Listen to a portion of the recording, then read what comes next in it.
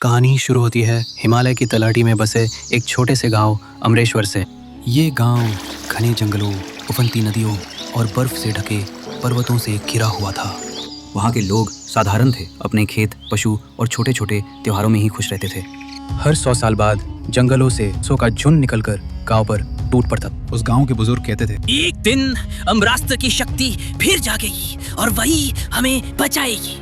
उसी गांव में रहती थी अंबिका, सिर्फ 15 साल की नन्ही सी लड़की। कभी कभी वो चुपचाप मंदिर में घंटों बैठी रहती थी। उसका मन हर वक्त किसी अनजानी शक्ति को महसूस करता था, जैसे उसके भीतर कोई आग दबी हो। एक रात गांव के बाहर से भयावह चीखें सुनाई देने लगी।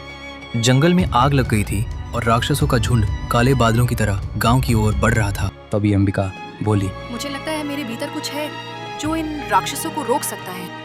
माँ ने उसे गले लगाते हुए कहा, बेटी, तू सिर्फ 15 साल की है, ये तेरा काम नहीं। तभी अंबिका मंदिर के पुराने शस्त्रागार में जाकर एक पुराना त्रिशूल उठाती है। उसने आंख बंद करके कुछ मंत्र का जाप करना शुरू करती है। तभी अंबिका की पेट से सुनहरी अग्निपंख निकलने लगती हैं। गांव के बीच एक विशाल मैदान में राक्षसों का डेरा जमा हुआ था। तभी अंबिका आग की लहरों पर चलती हुई आई। उसकी आंखों में आंधी थी और पीठ पर सुनहरे पंख लहक रहे थे।